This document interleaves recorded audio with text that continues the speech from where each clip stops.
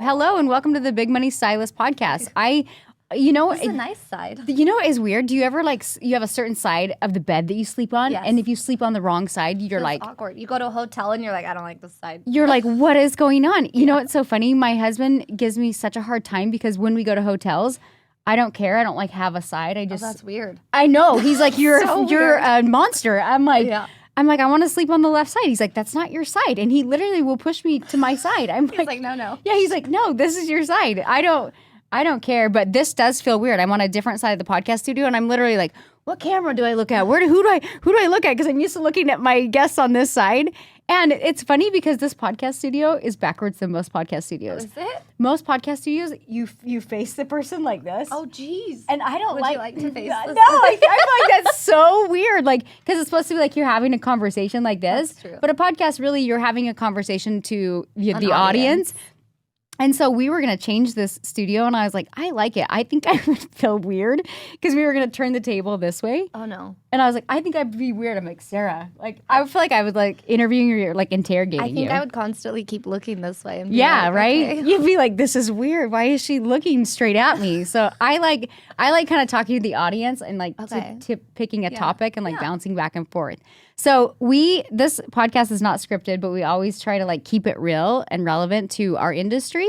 And Sarah's been on the last few podcasts with me, and I keep teasing her about an assistant. But really, what I want to talk to you guys about today is letting go in order to experience time and freedom.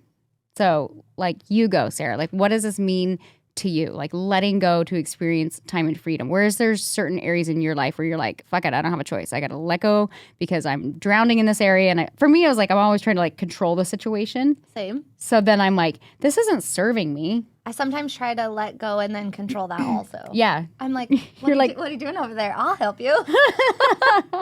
micromanaging. Yeah. I think the biggest thing in my life, like letting go, has been honestly, like what we had talked about a second ago, is a cleaner. I knew that would get you. Because for me, I was just like, okay, like I have all of these things. I have work, I have kids, I have like taking them to school and all the things. And my house was always a mess. And then I'd come home from work and be like, a psycho. So finally I was just like, you know what? I've got to hire someone. Yeah. And the way and again, I live in a small town and not a lot of people, I would say, have a cleaner. I feel like some people do, but some people don't. And I got so much shit for that because people are like, you can't clean your own house. And I'm like, I'm helping this person. Yeah. I am supporting this person with their dream of cleaning Their house. dream of cleaning. You're helping somebody else have a dream of cleaning. But really, it freed up so much more time because I don't like cleaning. I clean when I'm mad. Yeah. And that's great for me. But like I would clean and I just wouldn't have time to do other things. So because that freed up a lot of my time. I think it's hard too as women. Like, why do we have a hard time paying for something that we're like, well, I can do that myself. So you almost feel guilty for paying somebody. But then you don't do it yourself. But then you don't do it. And then you're like, my house is just always a mess. Or on the flip side, you're like, nobody can do it as good as I can. Yeah. But then you're like, but you're not actually doing it. You're not right? doing it because you're too busy. Yeah, you're too busy and you're not even doing it. It's like, your house is still a shit show. Like, it's so funny because I've always had a cleaner. Like, I mean, there was a period where I had like no money, and even when I had no money, I still had a cleaner come once a month. You're like, because I was like, I have to have him come at least once a month. Yeah. But then one of the things that I personally hate doing is laundry. Sometimes I like it, right? Like sometimes it's therapeutic, and I'm watching a Netflix show, and I'm like folding, and it's never therapeutic. It's never not. As of right now, you're correct. It's never therapeutic. But I remember my husband. He goes, "Why don't you hire that to be done?" And I was like, "What? Women fold laundry. This is like, what I can do this." I was like, I'm not paying somebody to fold my freaking laundry. Like, no. And he's like, why? And I was like, I have not a good answer to that because actually, I really don't know. I was like, my laundry keeps getting piled up. I'm like, so then I asked my cleaner, I was like, hey, can you, like, she comes once a week, and I was like, can you come an additional day and just do my laundry? And she was like, yeah. And then I was like, and then when I'm you're, gonna write that and then down. I was like, when you're here, do you mind just like not doing like a deep clean, but can you just like do the dishes and do a quick pickup of the house?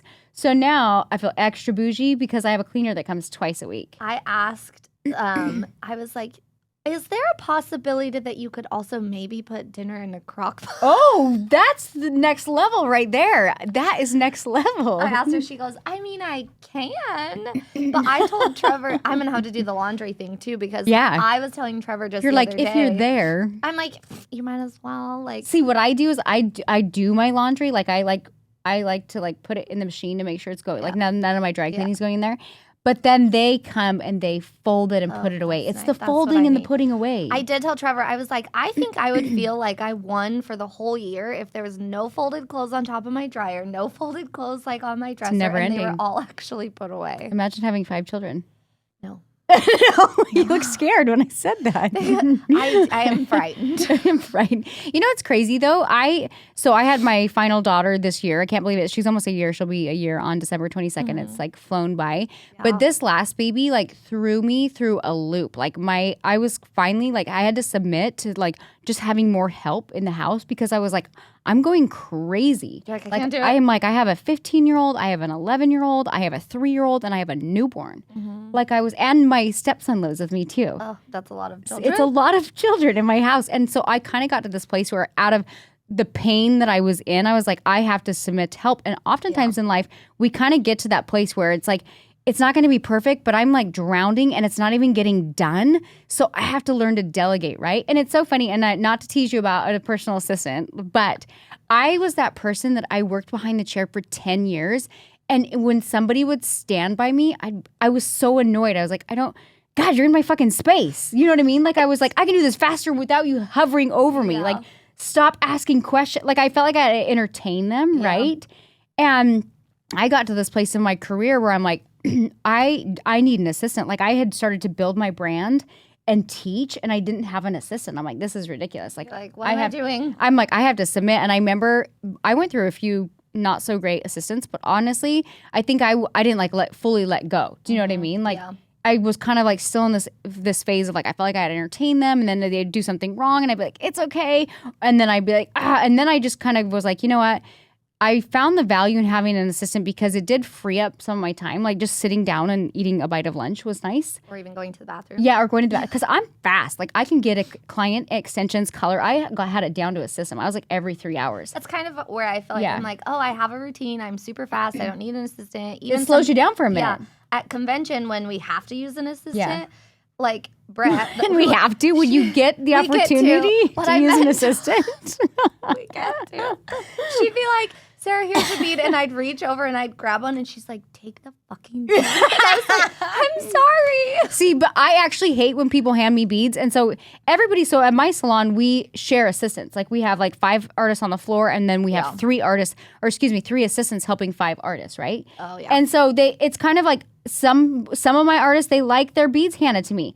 I just tell them, I'm like, I don't want my bead handed to me. That's so weird. Put my fucking beads on the tray. I like them dumped out. I don't want them in the jar. So I just had to tell them, right? Yeah. So that's like one of the things is like when you start working with an assistant, they start to anticipate your next move, and then you kind of go into autopilot. Like, but it slows you down for a minute. Like, and sometimes, and that was really my point in bringing this up. Sometimes you have to be willing to slow down in order to speed up. Like even if you're like really like I'm fast, I'm this and that, like it'll be like kind of bumpy for a minute, and then now like literally my assistants make fun of me. Like I'll be sitting there and I'll just be like staring at the tray, and they're like, "What are you looking for?" And I'm like, I don't know. I don't even know. And they're like, and then they like bring me my pliers. I'm like, oh, thank you. It's like I forgot. Yeah, I'm in autopilot, and I'm like, nobody handed me my pliers. Like, and I just stare at the tray like a dumbass. Like. You're like, what am I doing? I'm like, nobody had, but I do think like once you kind of like let go, and it's not even like I always say, I'm like, there's no such thing as being perfect. It's just like your version of doing things. Yeah. Like, so like let that sink in your mind for a second. Like stop trying to control the situation. That's just how you've gotten used to doing things. Yes. So instead, like you kind of have to slow down, hire somebody to do your laundry once a month please do your laundry more than once a month. Please do your laundry more than once a month. But seriously, it got to the point. You have bigger problems if you're doing laundry once a month. That's when I knew I really had to submit. I was like, there's laundry from like a month ago still there. I think too that if you're spread so thin with 800 different projects, you're really not giving your full self to anything. So there's a lot of things in life, for example, like an assistant or a cleaning lady or whatever that you do have to let go of, because how can you? Well, then it's like, are you being a shitty mom? Yeah. Like you come home and you don't have dinner in a crock pot. No, because you're ornery, because you're like, and then the house is dirty. And then it's messy. Yeah. And then like your kid is like, Mommy, and she throws a toy at you and you're like, bah, and you bite their head off. And then you're like, oh, you're 3. So you have to let go of things. Well, that's like with the company, how at first when they said like, okay, let go of your men's cuts, your kids' cuts, all these things. Because if you want to be really good at one thing, and I was like, done, everyone's gone. And I'll still have people walk in like, oh, do you do men's haircuts? Like, did you have a hard time letting go of certain services? Like, because that's what we preach inside of our academy and like even in my education. I'm like, stop taking on services because you're scared of gaps on your books. Yeah. I think no, because seriously, everything I was told, they're like, get rid of everything. I'm like, okay, well, they said it was going to work. I'm doing it. So I was like, okay. But I still get men, they walk in and they're like, hi, I'm here for a haircut. And I'm like, oh, I don't do men's haircuts. They're like, why? They're like, you're a salon. You have to take everything. You're they seriously stand there with this look on their face. They're like no one's ever told me no. No one's, and they're like, well, what if I pay you $100? And I'm like, still not worth my time. Sorry. Yeah, you're like, it's a solid no. You're like, I got to set my boundaries somewhere, and it's a no. And they try to sit there and argue with me, and I'm like, you're like, this is weird. Oh, sorry. Like sometimes Trevor's in there for lunch. I'm like, he can do it, but I'm not. You're like, I'm not going to do it. But that's another good topic to bring up too, is just like setting boundaries and sticking to them, right? Mm-hmm. So oftentimes, like with gaps on our books, we're like, no, I'm not taking these services, and then we have a cancellation, and then we panic, and then we're like, okay, I will take that root retouch. No, like listen, like if you decided you're not doing any more men's cuts or root retouches or whatever it is, then that gap that you have on your books, guess what? You got to use that as an opportunity to figure out like whether it's your numbers. No, fuck the laundry. It's either a time to work on your marketing. It's a time, because if you have a gap on your book and you're trying to fill that gap, then you have a marketing problem. So that's really an opportunity for you to say, okay, what kind of client do I want in the door, and how can I better communicate a message to them? And it might be like doing a little digging and researching and buying programs and figuring out how can I up my social media game, even just to get the clients that I want in the chair. And here's another thing that we teach in the academy is applications. You use applications, right?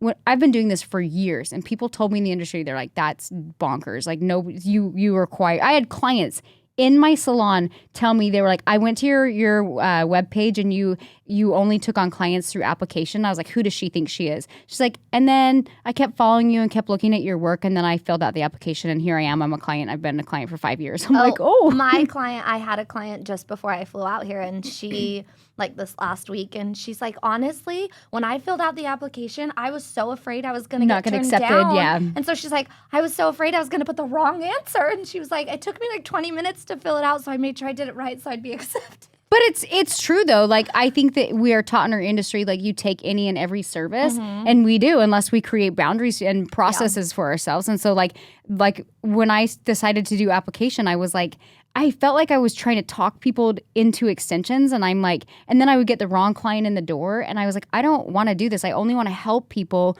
who are genuinely a good fit, right? I'm like, and if I make them apply, then that's fine. I just keep marketing and marketing and marketing until I get the right people in the chair.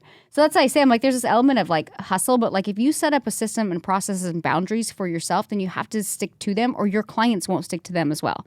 Right. Well, and again, if you don't stick to them, that goes back into the reason why you got them in the first place. Yeah. And then you're back to being spread so thin everywhere and being so high strung that you're like, ooh, your eyes twitching. Yeah, you're like, I can't do this anymore. But it's because, you just keep going in the same karmic loop of doing the same thing. And I always say, like, being busy is different than being productive, right? I think so too. Like, you can be on the hamster wheel, and I always hear this excuse with not just artists but people in general. They're like, I'm just so busy, and I'm like, but are your results reflecting your busyness? How about we measure our productivity and then see what end result we're getting? So that's like one thing in me. I'm very like result driven. I'm like, okay, but I do think you have to, like, there's been so many times in my life where I've had to like let go of even like my vision of my company a little bit, right? Like, it's like I still kind of know where I want to go, but then I bring other people in, like Katie and Crystal and my team players, and I'll be like, you guys, I have this amazing idea. And they're like, we hear you, but, and I used to not listen to my team members, right? I'd be like, no, we're fucking doing this. Like, and no, now I'm telling you, this is such a great idea. Yeah, I'm like, no, it's so good. And they're like, but did you think about this X, Y, and Z? And I'm like, I did not. But it's important. Even I've had to like let go and really take feedback from my own team members, right? Yeah. And I think sometimes women can be very much like yes women or people pleasers. And I appreciate that my team's like, we hear you, we validate what you're saying. Let me tell you why that might not be a good idea. So I love that I've been able to let go and have not my assistants, have my core team be able to give me feedback. So I've had to really work on letting go in that area because I used to be offended. I'd be like, I'm the owner and you don't like my idea. Like, fuck you guys. We're doing it. We're doing it. And I'm like, no. Do you ever get so like a week goes by and you're like, I'm so busy, I'm so overwhelmed, blah, blah, blah. And then you look and you're like, I've literally done nothing. Why am I so busy? Yeah. Why do I feel so overwhelmed? For me, it's like when my anxiety creeps in a little bit, I'll be like, I'm stressed. I'm so stressed. Oh my God. And then I'm like, okay, yeah, same thing. Like, I'll look at my schedule. What have I actually accomplished this week? I'll be like, no, I'm not. You're not actually, life is not that rough, Danielle. Like, this is your story. Like, you're creating this story out of your own anxiety. And I'm like, okay. And for me, I have to I always say, like, you have to kind of get out of your feelings of things and look at the facts of things. Like, okay, how busy am I? Like, what is really going on? Even down to like, for me, one of the biggest changes I made in my career was when I did feel overwhelmed and I literally looked at my books and I was like, because I had this story, I was like, oh, I do so many extensions. But when I really broke it down, this was like in the beginning when I started my brand, I was like, oh my God, I'm only doing like 60% extensions. You're like, so why do I feel so overwhelmed? Yeah. And then I was like, and I'm still taking men's cuts and I'm still taking my friend's kids cut. Like, and I'm still taking this random lady's root retouch and blowout. I swear to you, that's what overwhelms you is the kids that are like, yeah. Oh God, I haven't done a kid's haircut in. Even my good friends, like my beginning of the career, that's where I set my boundaries hard. They'd be like, can I bring my kid in when my color's processing? And I'm like, it's not that I don't love your kid. I just don't want to deal with them the whole appointment. I'm like, they'll sit there for 3 hours. You're just looking for a babysitter and figured you'd get a haircut out of it. I'm like, it's a solid no. Like, that was like one of those things I was like, no, sorry. I like kids. I have 5 of them, but I don't want to. I have enough. I have enough. Please keep your kids at home. I have my own. Thank you.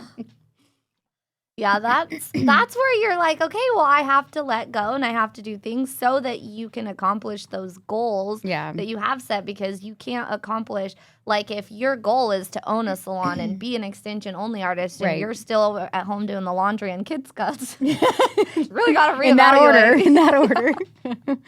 I know. It's funny, too, because, like, for me with hair, I used to always consider it more, like in the beginning, it was like more of like a side hustle or a hobby, even when I was making good money in the very beginning of my career.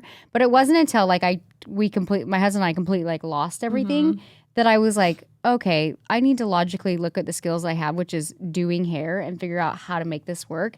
Yeah. And so for me, that's why like really what spiraled me to create this brand is like I was in a place where I'm like, I'm still putting in the same amount of work. I'm just not making the kind of money I want because of my own mindset, because I'm telling myself that I can't have the success, but I'm already taking away this time from my children, right? And I'm like, if I'm taking away this time from my children, I want to live an abundant life and have success, right? So I've always worked about the same. I don't know if I've shared that. Like, I have seasons of hustle, but I've always loved being a mom, and it really just came down to like me valuing my time and being able to like let go in so many areas, but also like charging my worth. Yeah. Because I'm like, I think that's huge, right? You'll have artists that are like, oh my God, I'm working all the time, and they don't give themselves permission to have success and even like have a price increase or whatever it is. Well, and there was a season, if we're calling it seasons, of my life where I was like, I am such a shitty mom. Like, I'm yelling at my kids all the time.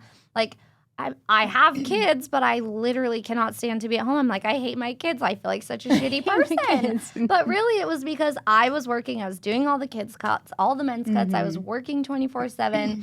And then I'd go home. My house would be a mess. I wasn't ready for dinner. Like, I was yelling at my kids. And it's not like I hated my kids or I didn't love them. It's that I was so overwhelmed with all of the things. So really, like you felt like their babysitter instead of having quality time as a mom. Yeah. And now where I'm like, oh, it's funny because people are like, oh, I don't understand like how you're doing so well. You work part-time. Yeah. And I'm like, oh, I'm taking my kids here. We're doing all the things. You're doing the mom thing and you're doing the career thing. Yeah. And, you know, if you would have told me like 5 years ago, oh, you can spend time with your kids and actually love spending time with them. Enjoy and like, make good money. You're insane. Who has kids? Yeah. And that's something that we're taught in our industry is like, in order to have success, you have to burn yourself to the ground. Yeah. And then you don't have time for friends or boyfriends or kids or anything. You don't have time for that shit. And it's a lie. Like I went from working 5 days a week, which for me, I was working long days because this was pre-assistant and pre-brand and everything, and I was just trying to make ends meet. And I got to this place. That's when I was like, you know what? I can cut out half these services and I can work 3 days and I'm going to take on 9 clients a week and I'm only taking on hair extensions. And I didn't double my income. I tripled my income in like 6 weeks. And I was like, are you fucking kidding me? You're like, wait, what? And then I would like go home and my husband literally, I remember he was like, you're not exhausted. He's like, you have like life in your eyes. And I was like, oh my God. And I didn't give myself permission to see those kind of numbers inside my business and still like have that time with my kids. And that's kind of what honestly sparked my love for education is I was like, I love doing hair, but I'm not interested in burning myself into the ground. Yeah. I have young kids. I want to spend time with them. And now I balance, you know, being behind the chair, but also like teaching and educating, and I love marketing. But I still like love hanging out with my kids. Do I love hanging out with them every day, all day? No. Like when I come to the office, I joke around. I'm like, oh my God, my house was so noisy this morning. I'm so excited to be in this quiet podcast. To go to work. I'm so excited to go to work. But then there's times like at night, I'm like, oh, this is so fun hanging out, making hot cocoa, whatever it is with the kids. Like there's definitely like an element, a nice balance. Of balance. Yeah, for sure. Well, and that's what I love about coming to training is I'm like, you guys, do you have kids? Guess what? You won't hate them anymore. Like, guess what? If you do all these things and if you create balance and if you like delegate and, you know, and do the things we're telling you to do, like you might actually love going home. Yeah. You might actually be burnt out. You won't be burnt out and you'll be making great money. You'll have great clients that you genuinely enjoy working on. But really it starts with letting go and looking at the facts. And I had to let go of that guilt, that like mom guilt to be like, oh my gosh, I literally like, what is wrong with me? I hate going home. My kids drive me insane. Like, and I just had to let all of that go and kind of just start over and be like, okay, none of this is working for me. I now have to shift my mindset and do something else. Right. It's funny. I did a podcast with my husband and he was like, I feel like we kind of shifted gears a little bit, but he was like, what do you think as like as a working mom? Is that fine? I go, here's the thing, Garrett. Like if I did not have my career or my business, women still want to have independent time and they want purpose, right? Mm-hmm. Which means like that's fine. I don't think I'm any shittier of a mom or better of a mom. Like I would still be doing something else, whether I was bringing in income or not. I would still be doing something else for myself. Yeah. I'm like, so I very much think of myself as a stay-at-home mom and somebody who is an entrepreneur and somebody who works. And I think you can have it all and that you don't have to choose. And when you choose to really excel in both of those roles and allow yourself permission in both those roles, like let go of the guilt of I'm not a shitty mom because even if I didn't work, I still would want independent time for myself. Yeah. And on the flip side, because I'm a mom, that doesn't mean I can't have success and that I have to burn myself into the ground, right? Well, I feel like most moms or hairstylists or really just anybody, you put yourself in a box and you're like, this is my box and I can't get out of it. Yeah. This is where I belong and I can't have all those. I can't be a mom and do hair because then I would have to choose. But that's the thing is, for me, I was already doing hair. I just wasn't allowing myself permission to have success doing hair because my thought was, because I'm just a hairstylist or my first time role as a mom. And yeah, my first time role is a mom, but I also can allow myself to have success. Like it wasn't like I needed more time. I just needed to flip my mindset where it's like, no, you can charge more, you can dictate your schedule, you can do all of these things. You can. And so I always joke around. I'm like, I'm a stay-at-home mom and I'm an entrepreneur. And somebody commented one time, they're like, you're far from a stay-at-home mom. I'm like, excuse me? Do you live in... Except for that I spend more time at home. Yeah, I was like, actually, I'm with my kids quite a bit. I'm like, so while you're doing your luncheons, I spend my time doing something else, and that's fine. But don't tell me, like, I'm not a stay-at-home mom. You don't know the definition. And maybe a definition to you is totally different, right? Yeah. But yeah, there's been so many times in my life being a mother that I've had to let go, even with my kids, right? I'm like, I have a teenage daughter, and I'm like, she's like, Mom, can I go to this high school party? I'm like, absolutely not. You're like, I will be coming. Yeah, literally. I was like, no, you cannot. You can. And then I'm like, I can't say she can never go to a high school party. Like, I just got to keep her in the bumper lanes. I have to like let go. Like, even with my children, I'm like, they're such little blessings, but they're not mine to manipulate and control. Oh, that's the hardest thing. My 14-year-old's the same. He's like, I'm going out, I'm going to do this. Or I went to a dance, and I'm like, well, but, and I'm like, And you know they don't listen to don't kiss any girls. Don't even look at them. Don't look at them. Don't talk to them. Don't think about looking at them. So you see the red cup? Do not drink anything in the red cup. Call me immediately. It's stressful. Just have me on FaceTime. I'll come with you. It's so stressful. Yeah. I normally go to bed at like 9:30 because I'm kind of old like that. Same. Sometimes last night I stayed up till 11. I was really proud of myself. But it's so funny. Like, I stayed up later because my daughter was with her friend. But do you get, I don't know if you're like this, if your son's out, does he have a curfew? He doesn't go out that much. My daughter doesn't either. She has like 2 friends, but she'll be like, the thing is like her friends drive. Curfew/not curfew. Depends on what they're doing, I think. Gosh, you're so great. I'm like, and my daughter jokes around because she says I'm like the meanest mom because her curfew's 10. I'm like, you're 15. Yeah. I'm like, but she hangs out with people that drive, so their curfews are like midnight. I'm like, so you're like, no. I'm like, absolutely not. Number one, mostly because I don't want to wait up. Exactly. I'm like, I can't. I'll be stressed out, and I'll be like, even at 10 o'clock, I'm like, I'm so tired. Is she home yet? You're like, time to come home. I'm drifting. Literally last night, because the time changed, I go, you have to be home at 9. She's like, why? I was like, because that's like 10. I'm like, Mom's super tired. Super late. Yeah, we haven't run into that problem quite yet because all the things that he wants to go out to are like the football games that get over at a certain time. I'm like, hey, come home when it's done. And luckily, he hasn't figured out to ask to stay later. You wait. You're about a year behind because he's 14. Yeah. Yeah. Like my daughter, it's like between 15 and 16. That's when they're like full blown. Yeah. You're like, shit. I'm starting to lose my babysitter too because he's like, oh, I'm going to the football game, or oh, I'm going to go to this. I'm like, but wait. Because how old is your daughter? My youngest is 5. He's a boy. Oh, you have 2 boys? I thought you had a daughter, or a son and a daughter. So I have a 5-year-old boy, a 10-year-old girl, and a 14-year-old boy. Why did I not know that? I thought you only had 2 kids. You have 3 kids, Sarah. Yes, I do. You're so young. You started young though. Yeah, I'm like 33. That's young. Oh. I'm 39. I feel like a grandma. I thought you were like, no, I thought you were 33, but I thought you only had 2 kids for some reason. But well, it's probably because my oldest literally will not go into my social media at all because sometimes when I'm doing stories and stuff, my 5-year-old's like, hi. And then, okay. Like he's like, I didn't even know you had a teenager. That's nuts. Most people don't. Yeah. Because they're like, oh, where did he come from? I'm like, he just is too cool to be in any of my 15-year-old looks like she's taller than me. She's like a foot taller than me. Not a foot, but she's 5. She's like 5'10". I'm 5'3". I think she's taller than me too. She's tall. Yeah. How tall are you? 5'3". Okay, see, she's definitely taller than you. She's like 5'10", 5'9".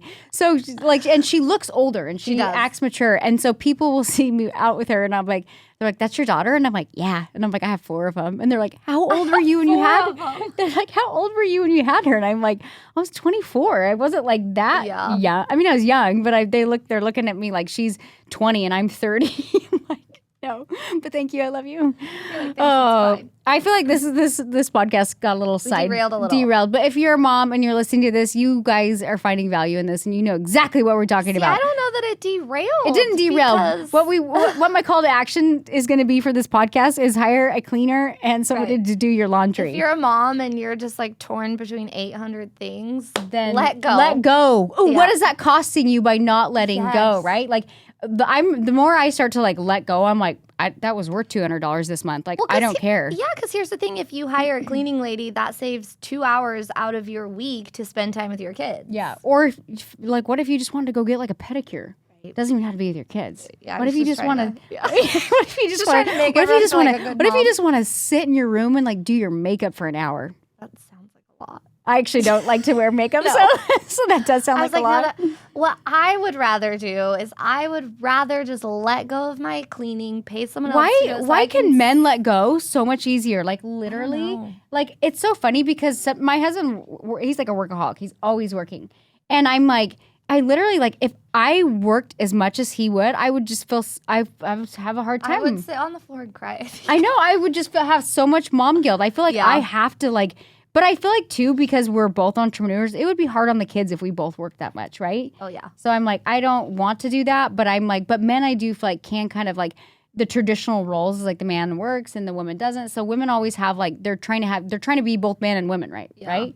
And that's like a tough situation to put us in. And it's because then we deal with all this guilt and emotional like bandwidth, and we want to be like superwoman, and it's like at some level like you can't be superwoman at like 90 different things. Like you have to let go. A lot of the time men operate on like factual things. They're like, okay, well the facts are I don't have time for this, I don't have time for this, and women and then they let go of it. They're They're not guilty about it. They're like, well, here's the facts and here's what it is, X, Y, and Z. And we're like, but then I'm like, oh, well, but if I do that, then I am not a good mom or I'm not a good wife, because why would I pay for somebody to do something I can do? I think that's a lot of thing for women. They're like, well, why would I pay for that if I can do it myself? When it should be, why would I do that myself when I can pay for that? Yeah.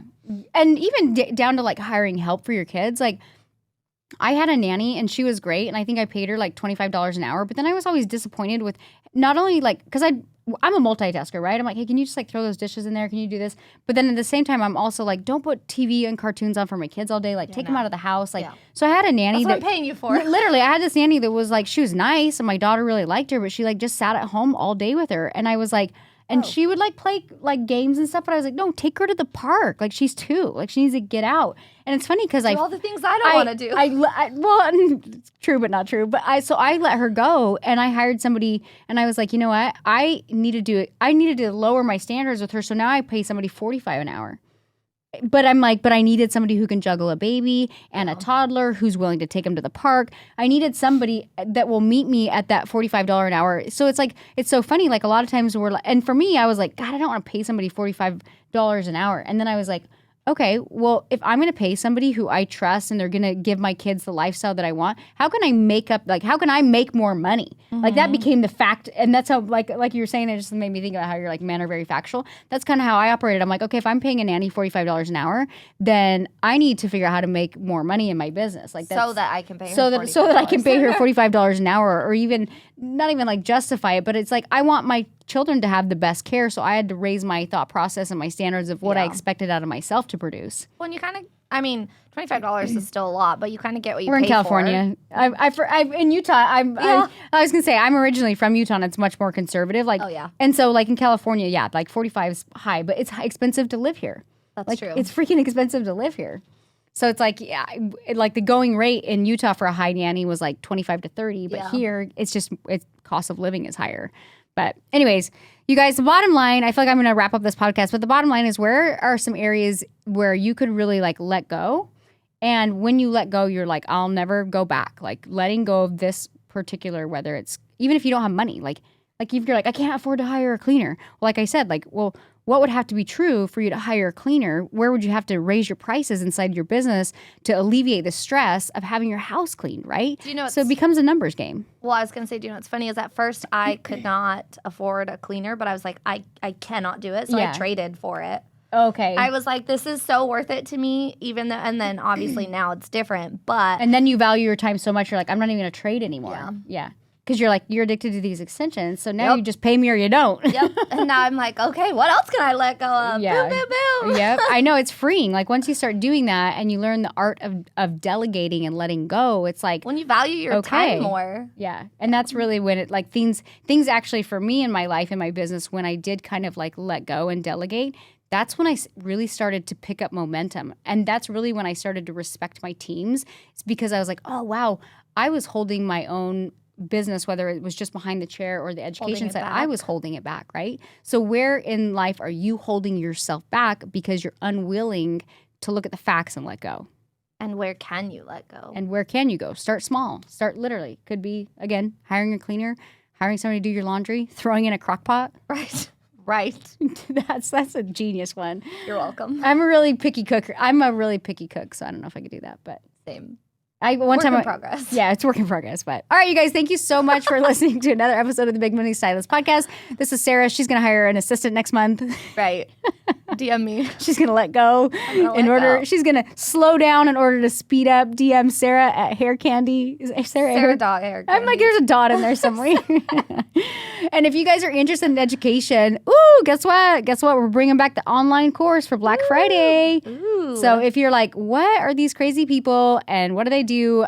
I own a hair extension company called Natural Beauty Rose, and we have a 12-month academy program. Sarah's actually one of my academy coaches. She's teaching one of our classes classes, all of our live classes are reserved for our academy students. We currently have an academy with right around 500 students. And so if you're like, oh my God, like I want to be a part of whatever these crazy people are talking about, the online course might be a perfect introductory course. And again, it's coming out on Black Friday. So So run. So run. Don't walk, run. 2 a.m. Actually, just go to subscribe to our email list or follow us on social media. Do all the things. All right, you guys, we'll see you next week with another episode of the Big Money Science Podcast.